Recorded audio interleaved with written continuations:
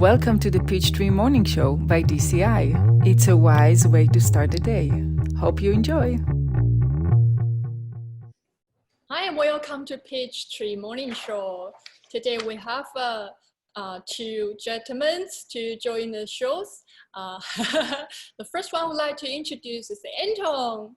Anton, now he is on the vacation in Bali. We are so envy him right now. And then with Geshe Michael, he is the owner of Peachtree Cafe, and he also is a founder of DCI.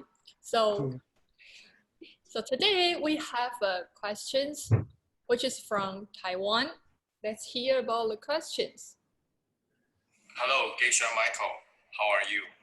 I'm Martin Chen from Taiwan. I have a question about trading stocks and also trading real estate.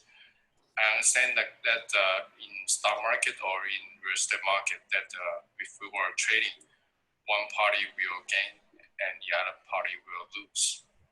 Yeah, and the concept of the playing good seed from your books, I understand that this might not be cohesive with the book's concept.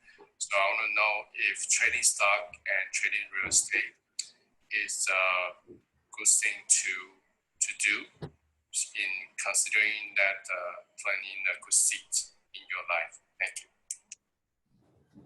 Okay. I think this is a really nice and interesting questions. And I think Martin is a really good person because he focused on not only make money and he want to plant a good seed in his business life and then in his life. And then he want to know how to plant a good seeds. And then the question is about the trading stock and the real estate. So what do you think about it, Anton? So, Martin, I will make your question even more radical. And I sincerely had similar question before, so that example helped me a lot. I hope it will be also helpful to you.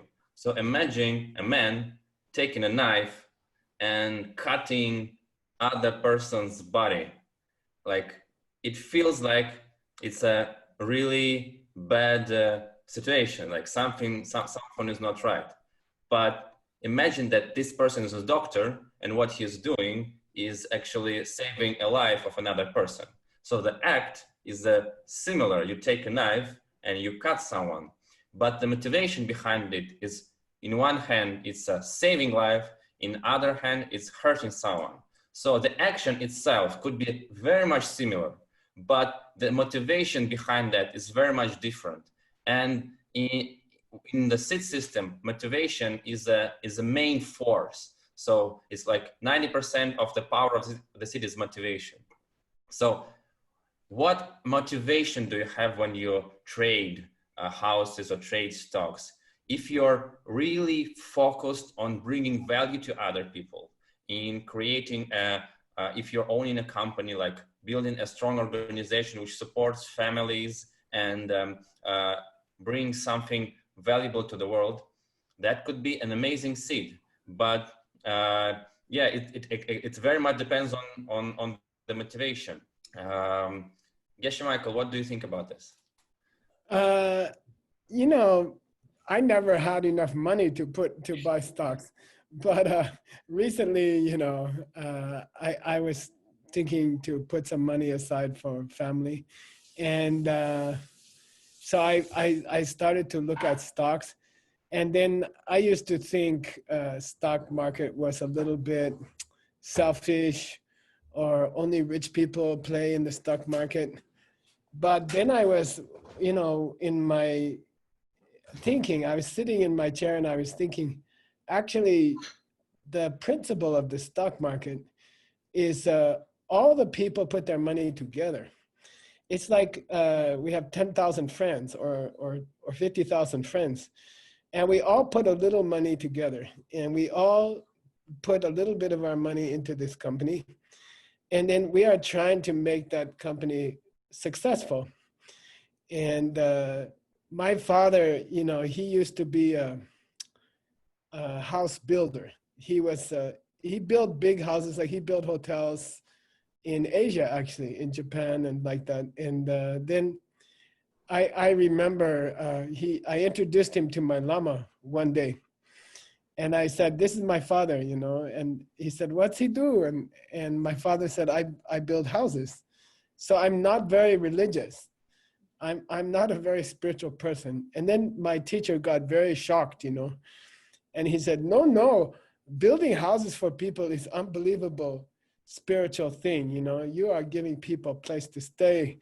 You are more spiritual than those guys who sit in the chair and meditate. You know, you're a real bodhisattva, you know. And then I think the same thing about stocks. So I agree with Anton. If you have a good motivation, then actually you are helping other people, a lot of other people. Together with other people, you are supporting a company that is making something for people. So if you have the right motivation, I think it can be a very happy exercise. Yeah. I totally agree. And I have a real example because I have a friend, he is an entrepreneur of a real estate. And then actually he is quite older, like he's quite old because when he told me what is his motivation to build up this business, he told me that he wants to have a respect and trust and good service to the customers, no matter the customer want to selling house or buying a house. And then he training his colleagues with a good way, a nice way to serve the customers.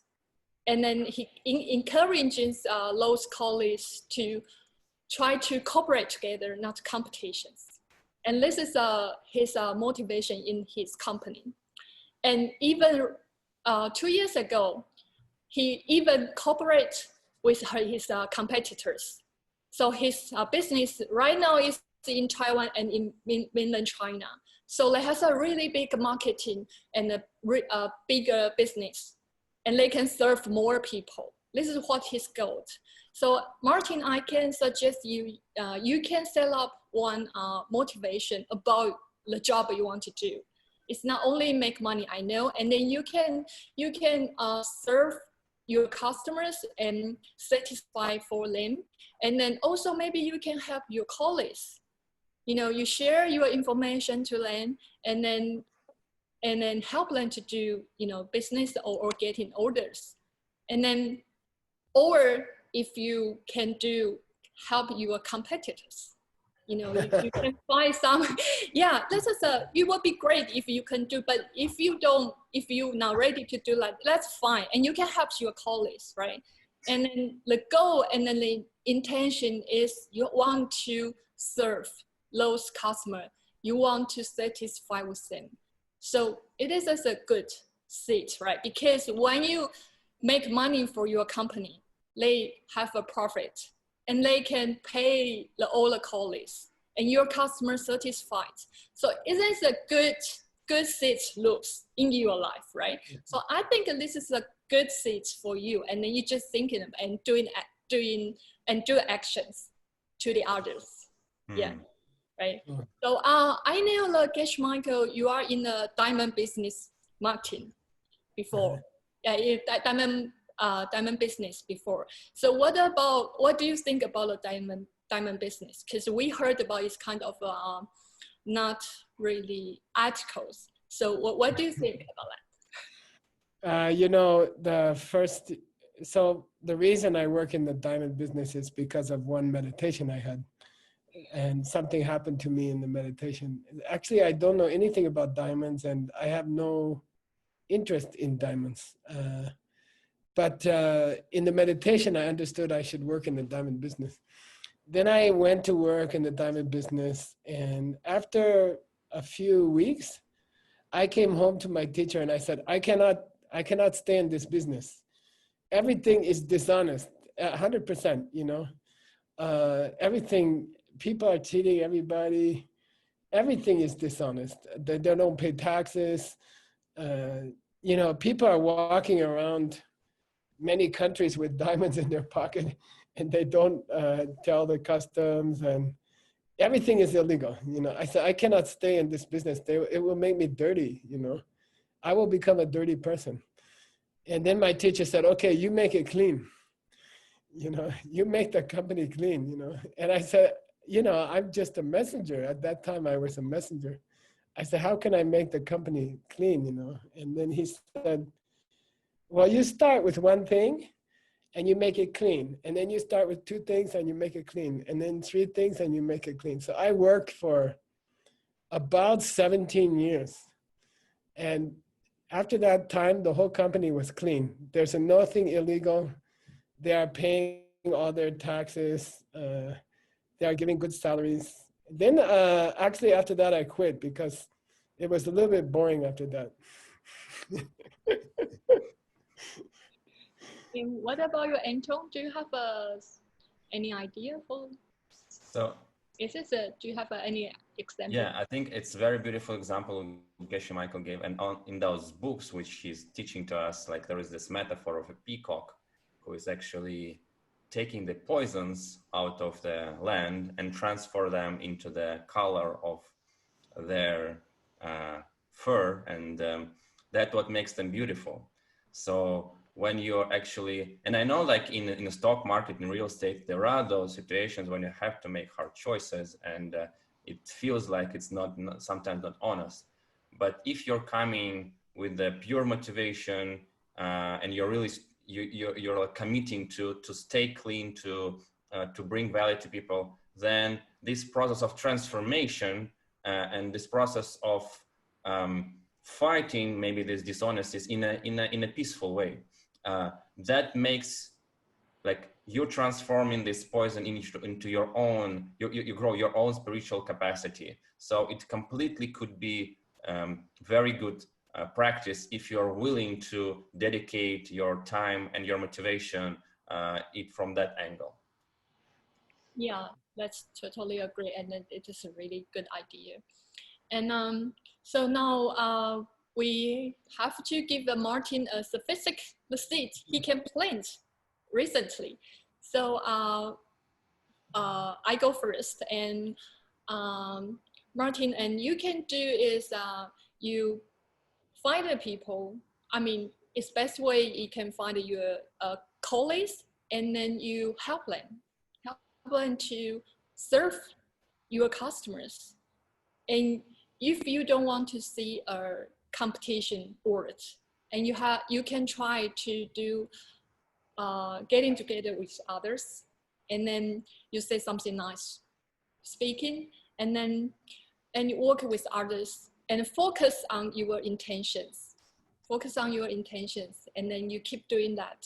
So you plant a lot of good seeds. Of course, and you have to do a really good coffee meditations. And what about you, Anton?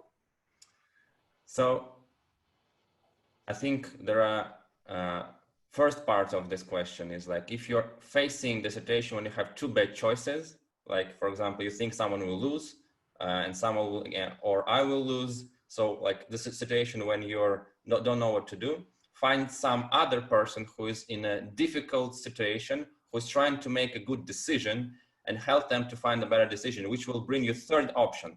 Like when you see that there are two bad options, just remember, always remember there is this third one, which you don't see yet. And you plant seed to see that option by helping someone in a difficult situation. So that would be my suggestion if you have this kind of problems in your business. Hey, great. And how about you, Geshe Mike? I say, Martin, just check your motivation, you know, like when you deal in stocks, you are helping companies to get capital so they can make things to help people.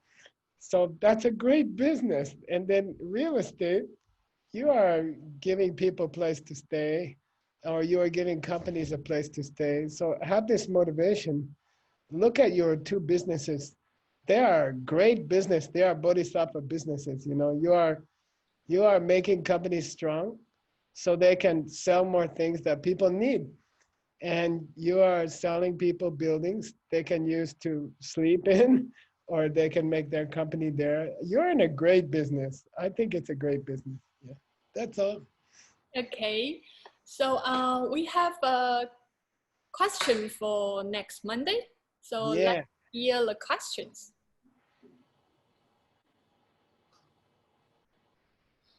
Oops. Sorry. It's okay. Con xin chào thầy cô trong chương trình Peachtree Cà phê Morning Show. Con tên là Tường Vi, đến từ Việt Nam. Con có một câu hỏi. Xã hội ngày một phát triển và nền y học ngày một phát triển. Và song song bên cạnh đó, tỷ lệ trẻ em bị bệnh tự kỷ trên thế giới ngày một tăng. Con muốn hỏi là nguyên nhân thật sự gây ra căn bệnh tự kỷ là gì? Và bằng cách áp dụng hệ thống mới, hệ thống gieo hạt, thì hạt giống nào sẽ giúp chúng ta chữa lành được bệnh tự kỷ? Và hạt giống nào giúp chúng ta không thấy bệnh tự kỷ xuất hiện trên thế giới nữa? Xin cảm ơn. Okay, I think it is from she's a Vietnamese, and then we have a translator team, and they will play on Mondays to the audience. So so today is Fridays. So okay. So today is Friday, and then we have a music playlist, and then we will to announce next week. Okay. We'll put it on Yeah, we put we'll on put the it next. on the Facebook. Yeah. Okay. Okay. Cool. Okay. So see you next Monday. Bye. Bye bye. Have a nice weekend. Bye. Thanks for watching today's Peachtree Morning Show. See you next time.